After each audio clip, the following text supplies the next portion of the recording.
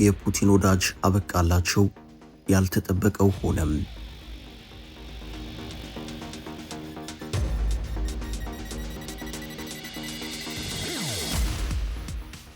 ኮሎኔል አሲም ጎይታ በ2020 እና በ2021 በተከታታይ ዓመታት ባደረጉት መፈንቅለ መንግስት ወደ ስልጣን ለመውጣት ችለዋል።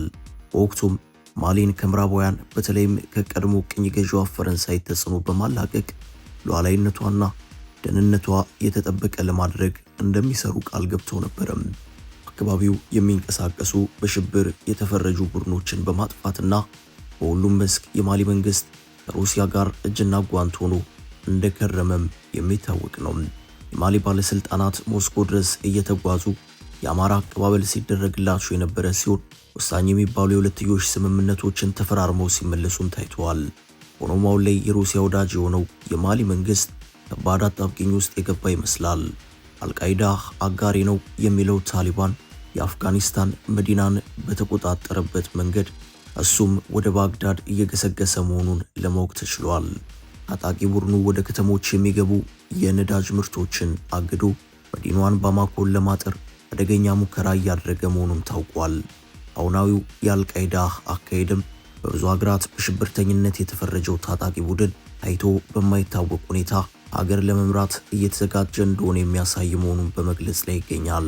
በማሊ መንግስታዊ ስልጣኑን ለመቆጣጠር እየሞከረ ያለው ጀማት ኑስራት አልኢስላም ዋልሙስሊምን ወይንም JNIAM የሚሰኘው የአልቃይዳ ክንፍ መሆኑ ነው። ቡድኑ ለሳምንታት ያክል ወደ መዲናዋ የሚገቡ ነዳጅ የጫኑ ከባድ ተሽከርካሪዎችን ኢላማ ሲያደርግ እንደቆየም ዘገባዎች እያመላከቱ ናቸው።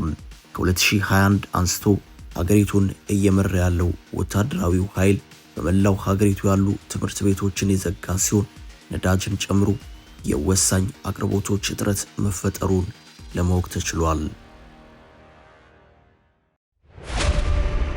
ገንብቶ በማስረከብ የሚታወቀው ዳኮር ሪል ስቴት በመሃል አዲስ አበባ ጀሞ 1 ግንባታቸው 90% እንዲሁም 40% የደረሱ ቤቶችን በ10% ቅድመ ክፍያ ብቻ ለሽያጭ አቀረበ። በአንድ ወለል ላይ 3 አባወራ ብቻ በቂ የሆነ የመኪና ማቆሚያ ከሰፊ አረንጓዴ ስፍራ ጋር አቀረበላችሁ። ባለ 1 መኝታ 80 ካሬ፣ ባለ 2 መኝታ 110 ካሬ እና 118 ካሬ፣ ባለ 3 መኝታ 135 ካሬ 70/30 የባንክ ብድር አመቻችቶ ከ623 ሺህ ብር ቅድመ ክፍያ ጀምሮ የመኖሪያ ቤቶችን ለሽያጭ አቀረበ። ለበለጠ መረጃ በ0911 057674 0933 21 9065 ይደውሉ። ዳኮር ሪል ስቴት በልዩነት የተገነባ።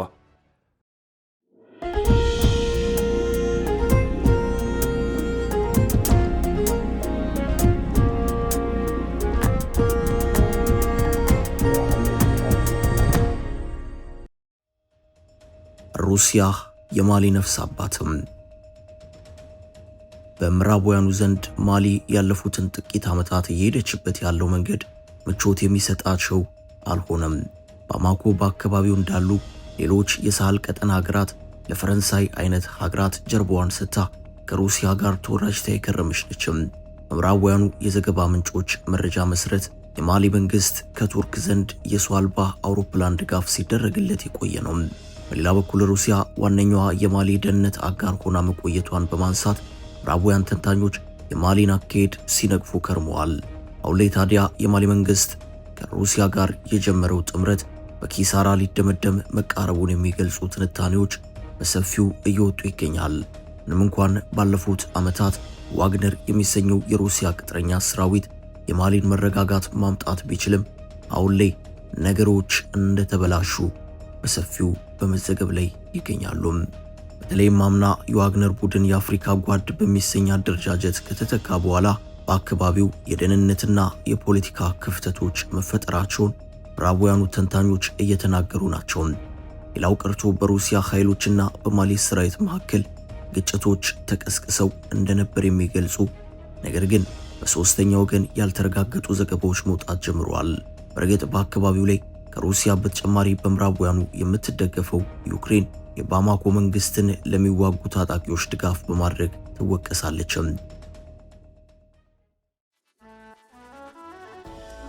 የማሊና ሩሲያን ጥምረት ለሚዋጉ ጽንፈኛ ቡድኖች ከስለላ መረጃ አንስቶ የድሮንና መሰል ሁለገብ ድጋፎች በኪየቭና አጋሮቿ ዘንድ ሲሰጥ መቆየቱ ይታወሳል። እንደ ቱርክ አይነቶቹ ሀገራትም ባይራክታር የተሰኘውን ድሮን ለማሊ ብሔራዊ ሰራዊት በማቅረብ የአልቃይዳ አይነት ቡድኖችን እንቅስቃሴ ለማስቆም ሲጥሩ እንደቆዩ ይነገራል። ማሊ የምትገኝበት ስፍራ የውጭ ኃይሎች ፍላጎትና አካባቢያዊ መሻቶች የሚጋጩበት መሆኑ የጂኦፖለቲካ መጫወቻ ሜዳ እንዳደረጋትም ይገለጻል። አሁን ላይ ታዲያ በውጭ ኃይሎች እርዳታና መሰል መንገዶች ዳግም አንገቱን ብቅ ያደረገው የአልቃይዳ ክንፍ ወደ ባማኮ እየገሰገሰ መሆኑ አዲስ ስጋት ፈጥሯል። ቡድኑ የጣለው የነዳጅ ዕቀባ መዲናዋን በከፍተኛ ደረጃ እየጎዳትና በባህር በር አልባዋ ሀገር ምጣኔ ሀብት ላይ ከፍተኛ ተጽዕኖ እያሳደረ ይገኛል። የአልቃይዳው ክንፍ አሁን ላይ ዋና ከተማዋን መነጠል የሚያስችል ጥቃት በዙሪያዋ ባሉ መንገዶች ላይ እየፈጸመ መሆኑን ለማወቅ ተችሏል። አንድ የምዕራቡ ዓለም የደህንነት ተቋም ባልደረባ ስለ ሁኔታው ሲያስረዱ በቀጣዩ ሳምንት ታጣቂ ቡድኑ የነዳጅ ዕቀባውን የሚያጠናክርና በመላው ሀገሪቱ ግዳጁን ለማስፋት የሚንቀሳቀስ በመሆኑ የደህንነት ሁኔታው እየተባባሰ እንደሚሄድ እንጠብቃለን ብለዋል። በማሊ ያለውን ወቅታዊ ሁኔታ ተከትሎ የተለያዩ ሀገራት በምዕራብ አፍሪካዊቷ ሀገር ላሉ ዜጎቻቸው የማስጠንቀቂያ መልእክቶች እያወጡ ይገኛሉ። አንዳንድ ሀገራትም የዲፕሎማት ልዑካቸውን ከባማኮ እያወጡ መሆናቸውን ለማወቅ ተችሏል። አሜሪካና የአውሮፓ ሀገራት ዜጎቻቸውን በፍጥነት ከአካባቢው ለቀው እንዲወጡ የሚያሳስቡ ጥሪዎችን አድርገዋል። የተባበሩት አረብ ኤምሬትስ በበኩሏ በአልቃይዳ ክንፍ የተያዙ 2 ታጋቾችን ለማስለቀቅ 50 ሚሊዮን የአሜሪካን ዶላር ያክል ክፍያ መፈጸሟን አስታውቃለችም። በመጀመሪያዎቹ ጊዜያት ታጣቂ ቡድኑ ኢላማ የሚያደርገው የንግድ ድርጅቶችና የተወሰኑ የማምረቻ ተቋማትን ነበረም። አሁን ላይ ግን ያለው የነዳጅ እጥረት ለባማኮና ለአገዛዙ እጅግ ፈታኝ ሆኖበታል ሲሉ ሮያል ዩናይትድ ሰርቪስ የሚሰኘው አማካሪ ተቋም ባልደረባ ለዘ ቴሌግራፍ ተናግረዋል። እንደ ተንታኟ ማብራሪያ ከሆነ በማሊ በነዳጅ ምርቶች ዙሪያ ያለው ወቅታዊ ሁኔታ ከባድ ተግዳሮት እየፈጠረ ያለ ነው።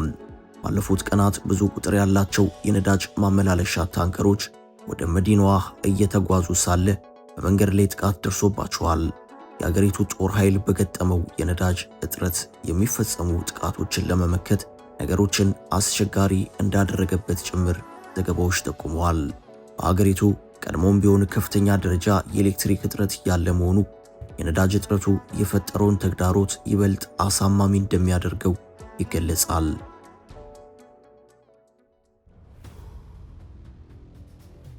ከምግብ ማጓጓዣ እስከ ኃይል ማመንጫ ጄኔሬተር ድረስ ወቅታዊው ዕቀባ ባማኮን ብቻ ሳይሆን የደቡብ ክፍሉን ብሎም ደግሞ የሀገሪቷን ማዕከላዊ ስፍራ ከፍተኛ ደረጃ ተጽዕኖ እያሳደረባት ይገኛል ሲሉም ቀደም ብለን የጠቀስናቸው ተንታኝ ለዘገባ ምንጩ ተናግረዋል።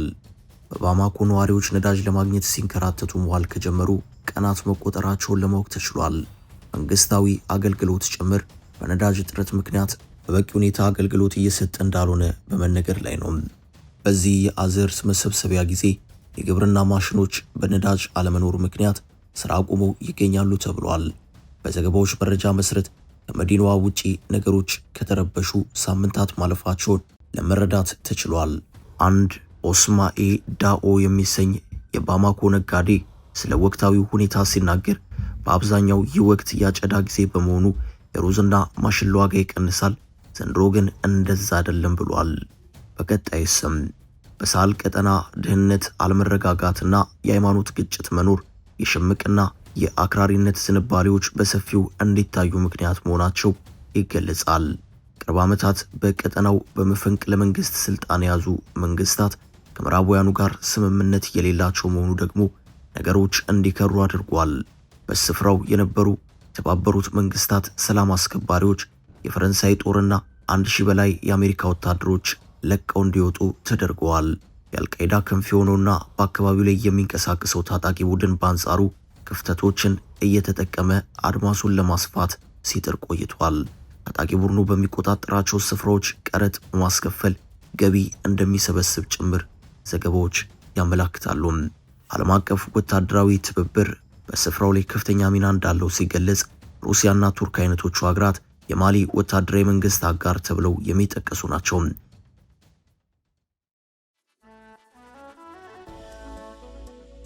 በምዕራባውያኑ በኩል ሩሲያ የወታደራዊ ስልጠና በመስጠት ብሎም የሀገሪቱን ወታደራዊ አቅም በማጠናከር በኩል ስሟ ደጋግሞ ሲጠቀስ ቆይቷል።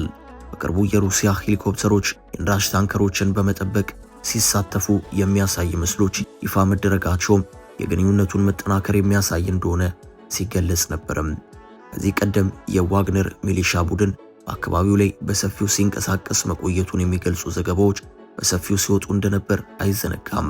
ቡድኑ የመሪውን የኤቭጌኒ ፕሪጎዚን ሞት ተከትሎ ግን የአፍሪካ ጓድ የተሰኘና በሩሲያ ወታደራዊ ስለላ ቡድን ስር ባለ ኃይል እንዲተካ ተደርጓል። የማሊ ቀውስ የጀመረው በ2012 የተዋርግ ተገንጣዮችና እስላማዊ ታጣቂ ቡድኖች የአገሪቱን ከፊል ሰሜናዊ ክፍል ከተቆጣጠሩ በኋላ ነው።